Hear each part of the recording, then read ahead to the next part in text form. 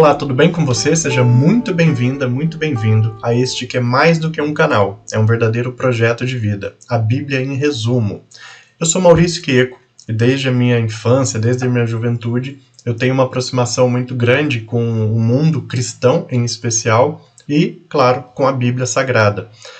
Por mais que este canal não tenha o objetivo de trazer doutrinas católicas ou protestantes ou de outras religiões em específico, nosso foco principal aqui, nosso grande objetivo, é trazer um entendimento, um conhecimento bíblico que possa ajudar você a compreender melhor o livro sagrado. Muitas vezes a Bíblia ela é interpretada, ela é apresentada de formas tão robustas, né? Com interpretações às vezes tão aprofundadas, que aquela leitura mais simples, mais prática, mais óbvia, ela acaba ficando de lado. Então esse é o nosso objetivo. Não é deixar de lado a leitura da Bíblia, ao contrário.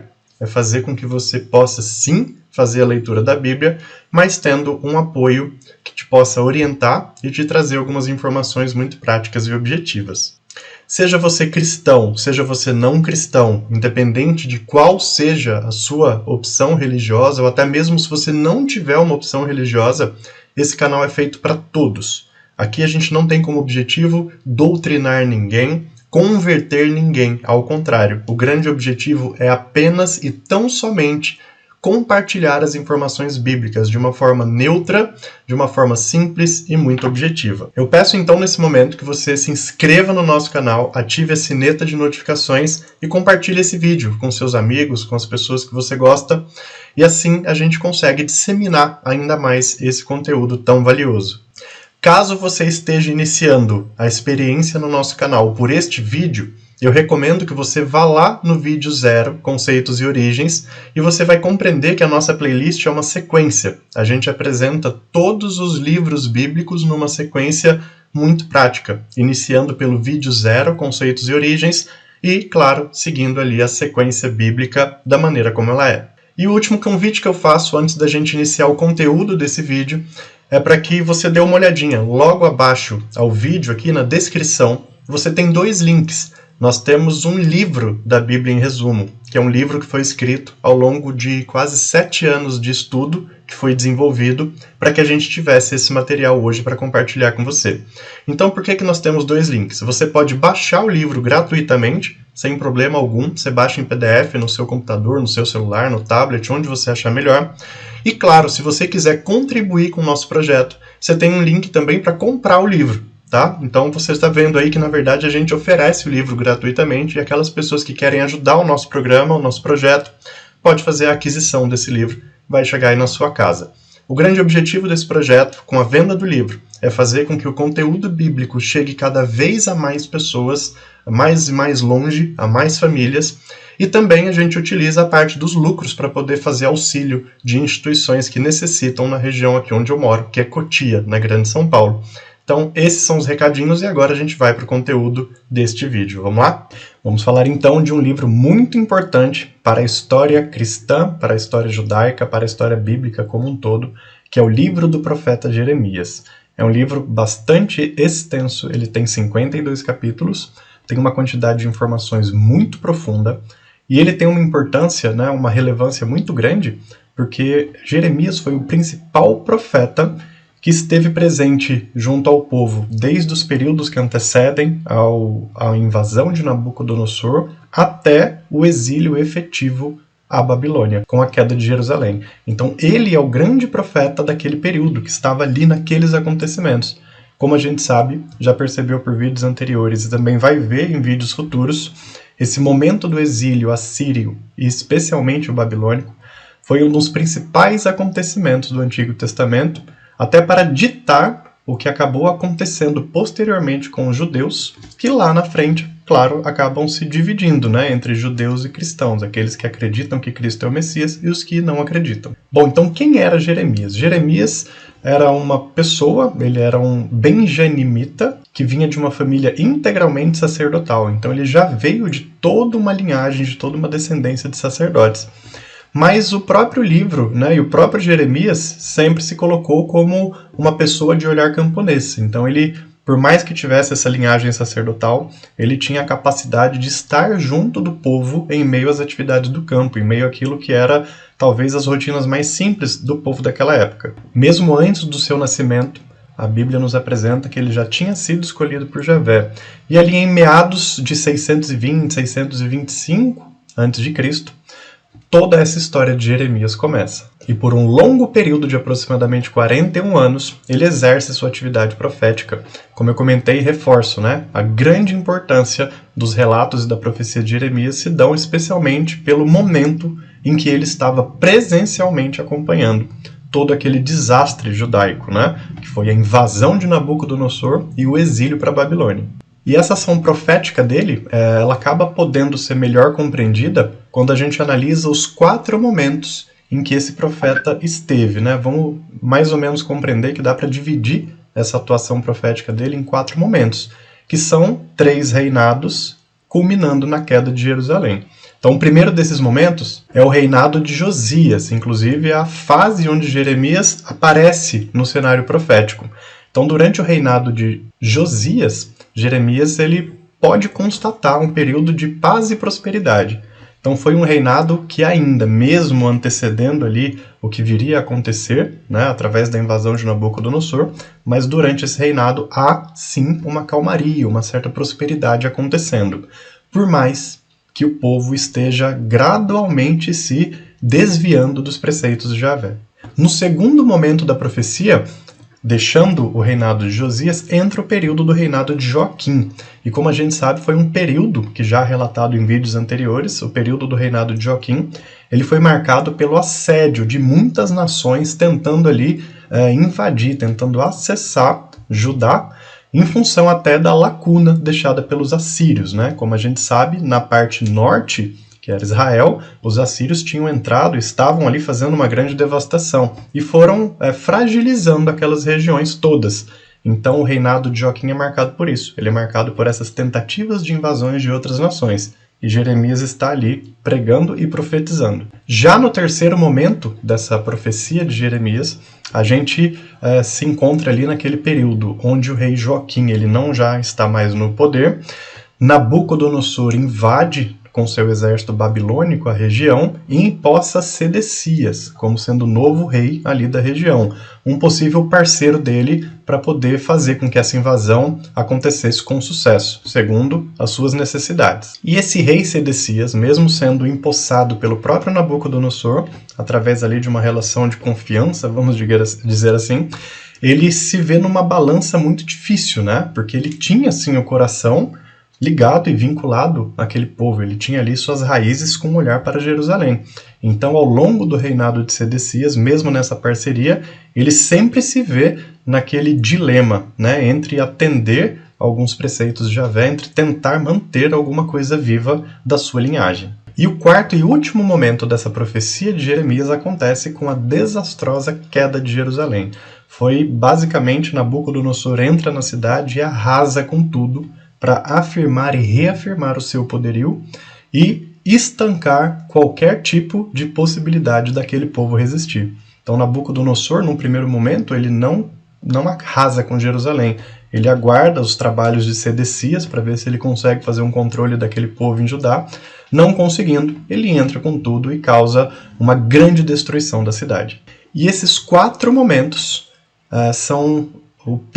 representam o verdadeiro período da atuação profética de Jeremias e é o que está presente neste livro que nós estamos trabalhando e compreendendo ele melhor a partir de agora. Como vocês podem perceber, é um período bastante longo de profecia, São muitos acontecimentos e muito importantes, Tem esses 4 pontos principais, digamos assim. Então o livro, para ficar melhor estruturado, ele é apresentado e é dividido em 6 grandes partes. Então, tal como a gente já fez em outros vídeos, eu vou compartilhar com vocês a apresentação e a explicação dos fatos mais relevantes, falando de cada uma dessas 6 partes, explicando o título que essa parte recebe e o que aconteceu em toda essa jornada. Bom, e a parte 1, ela se inicia com o seguinte título: Oráculos contra Judá e Jerusalém.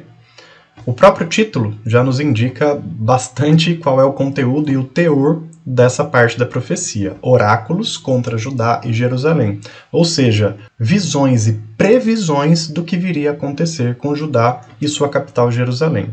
Então, nessa primeira parte da profecia, nos é apresentado como o profeta entra, né, no cenário de toda a estrutura e do projeto de Deus. Então, ele ainda no ventre da sua mãe é escolhido como um grande profeta, e logo cedo, já na sua juventude, ele é convocado por Javé e já inicia as suas atividades. Então, quando isso acontece, é o período do rei Josias, né? A gente já tinha falado aí alguns segundinhos atrás, um período de relativa paz e prosperidade. Então, ele acaba crescendo, vendo aquela comunidade numa relativa calma, digamos assim. Mas, como foi um período, né? Como era um período onde o norte da região toda, que era a área de Israel, tinha sido invadida pelos assírios, então havia, claro, diversas consequências que estavam se espalhando pela região. A interferência de outros povos e talvez a desistência por parte dos judeus das suas práticas religiosas de uma maneira mais coerente, elas faziam com que esse povo fosse se afastando gradualmente dos preceitos de Javé, como a gente já viu acontecendo por diversas vezes na história judaica. Então, Jeremias ele inicia sua ação profética nesse cenário. Ainda não era um cenário desastroso de expansão e de saques e invasões. Era um cenário onde o povo da região estava decaindo, fragilizando-se em relação às suas práticas para com o seu Deus. Então, diante disso tudo, Jeremias ele acaba sendo ali, tendo a missão de justamente provocar um reencontro do povo e Deus, né, em função dessa circunstância. Olha só que interessante, né? Por mais que seja uma época de paz e prosperidade, o povo estava totalmente disperso e desalinhado. E a somatória desse afastamento do povo aos preceitos é o que vai deixando Javé cada vez mais direcionado a colocar este povo em exílio, através de Nabucodonosor. E a gente vai ver que Jeremias explica isso com detalhes, como isso aconteceu, né? Então, os exílios, segundo relatos bíblicos, especialmente desse livro, especialmente ainda o exílio babilônico, ele acontece por vontade do próprio Javé, que convoca Nabucodonosor para ser o pivô dessa grande penitência a que os judeus são submetidos. Então, nesse primeiro momento, antes ainda disso acontecer, a gente está vendo aqui diversos relatos e manifestações que culminaram nessa decisão de Javé. Então é isso. Jeremias ele virou ali um grande porta-voz de Javé para que esse povo parasse de errar, parasse de se desviar do caminho. E o que a gente vê na continuidade dessa profecia, ainda nessa primeira parte, é Jeremias sendo um verdadeiro porta-voz de Javé, né? Nessa tentativa drástica e quase que desesperada de falar: povo de Deus, parem com essas atitudes, Javé está se enfurecendo, vamos acalmar. A profecia também ela manifesta nesse momento algumas situações interessantes onde Javé, o próprio Javé, entra num determinado conflito, né? Que por um lado ele sabe que o povo precisa passar por uma penitência e por outro ele tenta ainda, Javé tenta aguardar algum tipo de reação positiva dessas pessoas para não ter que fazer o desastre que iria acontecer. Então o profeta Jeremias ele vai apresentando esse diálogo, né? Que Javé nesse momento ele se coloca daquele jeito, digamos assim, sabendo que vai ter que dar um castigo, mas não querendo que isso aconteça. Mas, mesmo em meio a toda essa ação profética, mesmo em meio a todas essas tentativas de orientação social, religiosa, dogmática, as idolatrias, o paganismo, todas essas ações elas continuam acontecendo. E não há muita alternativa, segundo a apresentação bíblica, né?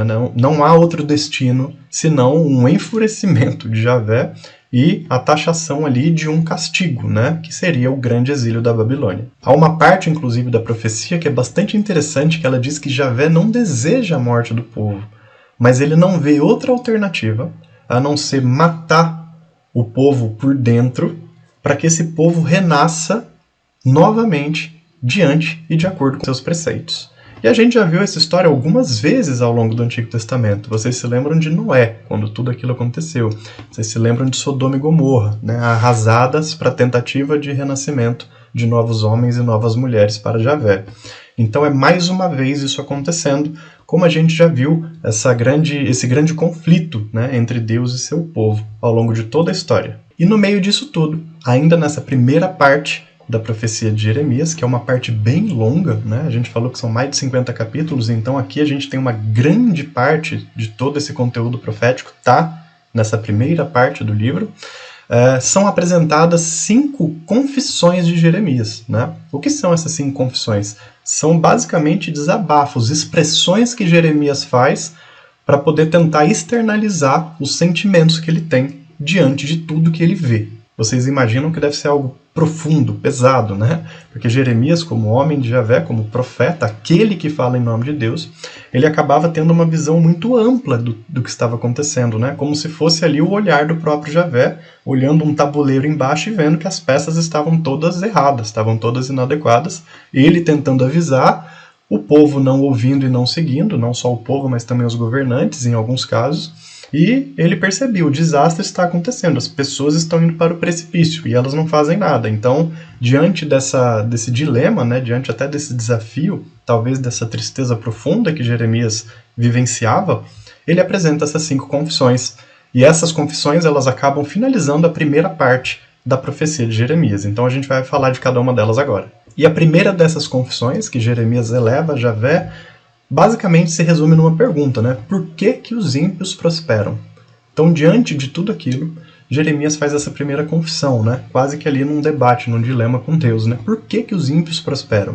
Porque tudo que a gente está vendo acontecer são as ações dos ímpios que não são barrados, né? Que através de ações erradas, ardilosas e contrárias à lei, eles acabam conseguindo avançar. E com isso eles levam uma grande quantidade de pessoas no rumo dessa perdição, juntamente com eles. Então essa é a primeira grande confissão de Jeremias. A segunda confissão, ela quase vai numa sequência da primeira, né? Onde Jeremias ele se vê amaldiçoado pelo povo, né? Pois ele não consegue fazer com que as pessoas enxerguem o óbvio.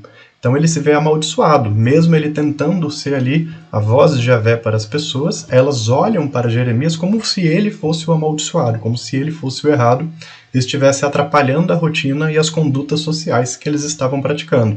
Então nessa segunda confissão, quando Jeremias se depara com Javé e expressa isso, né, eu estou sendo amaldiçoado pelas pessoas, né, onde é que está a justiça? Javé o acalma e faz com que eles tenham a misericórdia, tenham a frieza necessária para poder continuar o seu trabalho. Diz a Bíblia que a partir dessa segunda confissão, que o próprio Jeremias se torna um oráculo vivo, né? Ele se torna ali quase que a peça fundamental do olhar divino diante dos acontecimentos. Então ele quase é esse canal direto entre Javé e os acontecimentos. O que ele vai dizendo, infelizmente, vai acontecendo. Na terceira confissão, é basicamente uma sequência também da segunda, né? Ele já era conhecido como profeta das desgraças, né? Para vocês terem uma ideia. Não porque ele estava causando ou intentando essa desgraça, mas como eu explicava alguns segundos atrás, Jeremias estava com um olhar de Javé, vendo tudo o que estava acontecendo, vendo as pessoas serem conduzidas a um precipício, ninguém fazia nada, então as profecias cada vez mais elas iam dizendo o que estava por vir. Ele foi meio que amaldiçoado por todo o povo, e nessa terceira confissão, mais uma vez ele olha para Javé e fala, Javé, eu suplico por mais justiça, né? De fato ele sentiu peso nos ombros. Imagina, diante de toda a responsabilidade profética que ele tinha, mais de 40 anos de profecias, e ele se vê ali sendo pressionado e amaldiçoado por esse povo. E agora ainda sendo olhado como profeta das desgraças, e na verdade ele estava tentando ser o profeta que fazia as pessoas evitarem a desgraça. E mais uma vez, Javé, em sua infinita misericórdia, poder e graça, de acordo com os relatos bíblicos, acalma Jeremias para que ele possa seguir sua caminhada. Mas o peso nos ombros desse profeta era muito grande. Na quarta confissão de Jeremias, a coisa começa a ficar ainda mais drástica. E é por isso que essas confissões existem, né? Que era o desabafo de Jeremias. Nessa quarta, vocês estão acompanhando aí as confissões de Jeremias, o desespero que ele vai manifestando a Javé. E nessa quarta e penúltima confissão, o que ele mostra e desabafa a Javé é que os próprios governantes e lideranças que remanesceram, que ainda continuam no poder, elas começam a armar complô contra o próprio Jeremias, né? Então aquele que está sendo o instrumento de Deus para evitar que a desgraça aconteça é alvo de complôs e revoltas que tentam tirar ele do caminho para que o povo seguisse naquelas atitudes ardilosas que culminariam no que a gente já sabe, o desastre. Ao invés de ouvir o único profeta que estava ali tentando orientar o que devia ser feito, eles tentam calá-lo e abafá-lo. Na quinta e última confissão, eu acho que ele, de certa forma, joga um pouco a toalha, por um momento. Ele se manifesta a Javé, dando a entender que ele está totalmente contrariado por não ver qualquer resultado dessas tentativas e mais tentativas e mais tentativas. Então, nessa quinta e última confissão, de fato, ele manifesta um certo desânimo, falando, não adianta, né, o que eu estou fazendo. Né? Eu estou tentando, estou mostrando, estou sendo esse oráculo, estou sendo essa voz de Javé, e ninguém ouve e nenhum resultado é visto. E de fato não era. Né? Gradualmente, como a gente vê no próprio relato deste livro, e dos anteriores, né, especialmente nas histórias de reis, onde a gente vê tudo isso acontecendo, a gente percebe que não que o trabalho dele tenha sido em vão, absolutamente que não. Talvez sem a presença e a atuação profética de Jeremias, a situação desastrosa seria ainda pior e mais profunda do que foi, culminando possivelmente hoje até com uma identidade diferente dos judeus. Então, cada um desses grandes personagens, eles fizeram com que os judeus conseguissem manter sua espiritualidade, suas crenças e tradições vivas até hoje.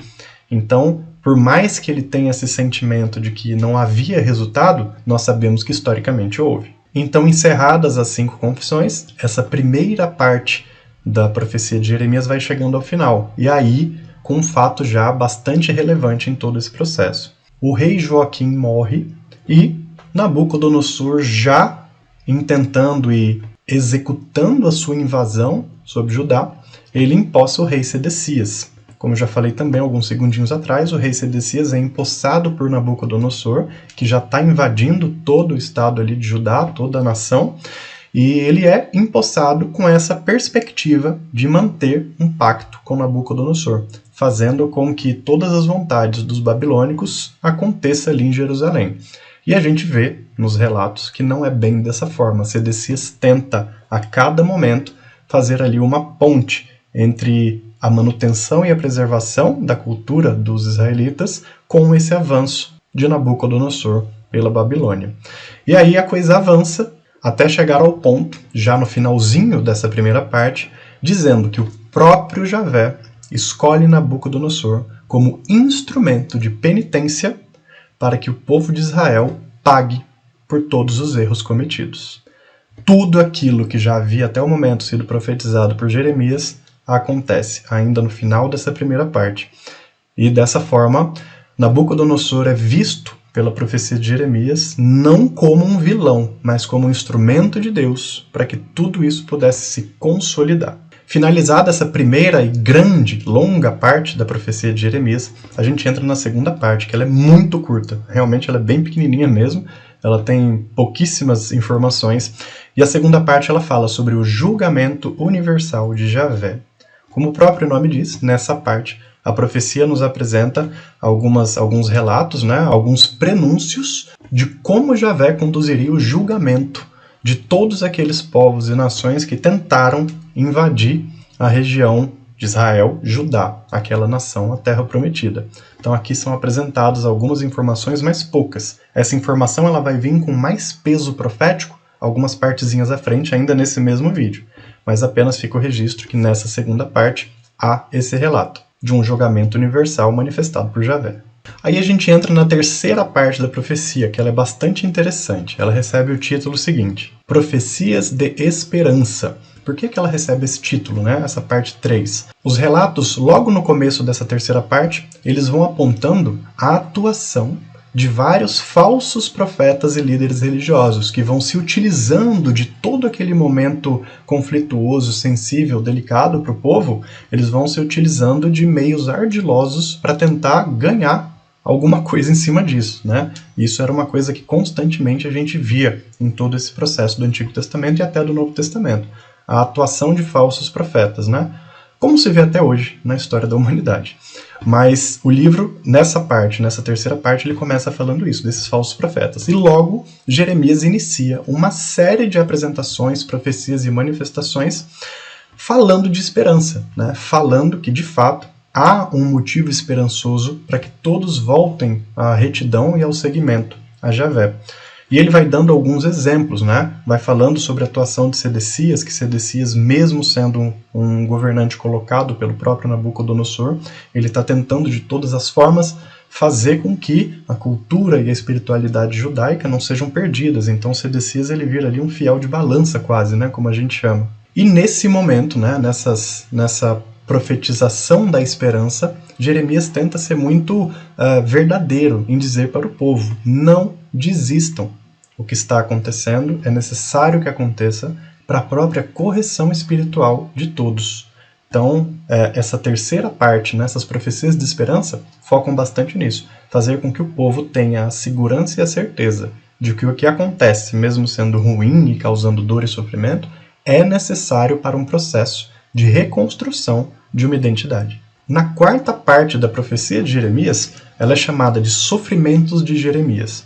E é uma parte muito profunda, ela é muito triste até, né? Porque vocês já estão percebendo por toda a abordagem que Jeremias foi um profeta totalmente contrariado, né? Então ele tinha basicamente todos contra ele, com algumas raras exceções que eram lideranças e governanças que compreendiam as ações de Javé. Mas em geral, ele foi visto como profeta amaldiçoado, o profeta do contrário, o profeta da desgraça. E isso tudo ao longo do tempo faz um peso muito grande recair sobre Jeremias, que mesmo sustentado pela força e pela misericórdia de Javé, é um ser humano, foi um ser humano, sentia esse peso. E em muitos casos ele acabava saindo e voltando de prisões, né? A gente não entrou em tantos detalhes aqui, mas a própria profecia vai nos dizendo que ele era várias vezes capturado, solto, levado para cá, levado para lá. Chega um momento, inclusive, que ele vai e é exilado no Egito e de lá ele continua suas ações proféticas. Então, realmente, a vida de Jeremias foi um grande caos, né? Porque ele foi ali o profeta que nadava contra a maré, né? Viu todo mundo indo para a ribanceira, indo para o buraco, e ele tentando ir contra quase que sozinho, com pouquíssimos apoiadores. Então, nessa parte 4, fala sobre os sofrimentos que ele teve. E uma figura muito importante, que é apresentada nessa quarta parte, nesses sofrimentos todos que Jeremias passou, é a figura do seu principal assessor, do seu grande assistente, que foi Baruque, que inclusive, daqui a pouco, aí, vídeos à frente, a gente vai ter uma apresentação exclusivamente sobre ele, que é o livro de Baruque. Baruque foi um grande e fiel assistente do profeta. E nos momentos em que Jeremias não tinha condições de falar com o povo, de profetizar, de anunciar, Baruque o fazia. Por isso Baruque foi um homem tão importante em todo esse processo. Então essa quarta parte, ela apresenta esse sofrimento e a atuação de Baruque como fiel servidor de Javé através do serviço com Jeremias. Aí a gente chega na parte 5 dessa profecia, muito intensa, como vocês estão percebendo, uma profecia difícil, né? Um livro complicado da gente até aceitar, né? Hoje, talvez, nós seres humanos, olhando para isso, nossa, como as pessoas não enxergaram o que estava acontecendo. Mas quando essas pessoas, segundo relatos bíblicos, eram tão e tão assediadas por tantos povos, era quase que inevitável que as culturas fossem se misturando, que as crenças fossem ficando numa balança, as pessoas já não sabiam mais no que acreditar, né? Então é relativamente compreensível o processo. Quando a gente olha, claro, 2000 e poucos anos depois, né? Mas é catastrófico ao mesmo tempo. Então nessa parte 5, fala um pouco dessa catástrofe até que viria a acontecer, falando sobre Javé julga as nações. Lembra que teve uma parte aí para trás que falou de um julgamento universal? Só que aquele trecho foi mais curto, foram poucas profecias. Aqui não. Aqui, Jeremias ele abre realmente a boca através dos mandos de Javé e vai falando, até citando quais são as nações que serão julgadas de acordo com o que fizeram. Então ele vai citando aquelas principais, seus acontecimentos e o peso que recairá sobre ela. E quais são as principais nações citadas nessa parte 5, que a Javé julga as nações? Ele fala do Egito, ele fala dos filisteus, ele fala de moabitas, ele fala de edomitas, ele fala de assírios, especialmente em Damasco, ele fala de Cedar, Elã e no final, claro, da grande e poderosa Babilônia. Então essas são as principais nações citadas como sendo as que receberão um julgamento pesado de Javé, nessa parte número 5 da profecia. E na parte 6, finalizando tudo, é uma parte relativamente curta, mas ela é bastante importante. Você já viu que alguns livros para trás, eles trouxeram elementos como esse. É chamado de apêndice histórico. Então são alguns acréscimos feitos ao final de relatos do passado que ajudavam os leitores da profecia a compreender um pouco da sequência histórica de tudo que eles haviam relatado. Vocês viram que isso aconteceu em Isaías, isso também já tinha acontecido em outros livros. Ao final dos relatos proféticos, há um apêndice histórico. Que no caso de Jeremias, esse apêndice ele vem especialmente lá de 2 Reis, que como eu comentei aí para trás, foi o período onde esses acontecimentos, que vão do rei Josias até a queda de Jerusalém, aconteceram. Então, o livro, a profecia de Jeremias, se encerra com esses apêndices, trazendo alguns relatos históricos e deixando as informações ainda mais consistentes, para que todos aqueles que futuramente fossem ler e compreender o que aconteceu tivessem um entendimento mais amplo e pudessem, de fato, internalizar tudo isso, tomando atitudes diferentes na sua própria vida. Então aqui, nesse momento, a gente encerra a apresentação da profecia de Jeremias. Vocês viram que é um vídeo mais longo também, recheado de grandes informações, mas a própria estrutura literária dessa obra, ela permite que a gente entenda de uma maneira bem organizada, nesses 6 pontos e especialmente nas 5 confissões de Jeremias, tá bom? Então, faço o convite sempre a vocês, não se esqueçam, não é inscrito, se inscreva no canal, ative o sino de notificação e compartilhe esse vídeo com as pessoas aí do seu relacionamento. Outro convite que eu faço, na descrição do vídeo nós temos 2 links. Você pode baixar gratuitamente o nosso livro A Bíblia em Resumo em PDF, tablet, celular, no seu computador, você pode ver o momento que você quiser. É uma abordagem muito objetiva, muito prática de todos esses assuntos, para que você tenha um conhecimento bem profundo sobre a Bíblia, totalmente gratuito. E o mesmo conteúdo, absolutamente o mesmo conteúdo, o mesmo livro, no segundo link você pode também ter a opção de comprar ele. Você entra na nossa loja e ele vai chegar aí para você. Qual que é a diferença? A diferença é que, comprando o livro, claro, se você quiser e puder, você está nos auxiliando a fazer com que esse conteúdo chegue cada vez a mais famílias e também nos ajuda a poder oferecer uma assistência para instituições que precisam aqui na cidade onde eu moro, que é Cotia, tá bom? Espero vocês no nosso próximo livro dessa jornada dos livros proféticos. Tchau, tchau!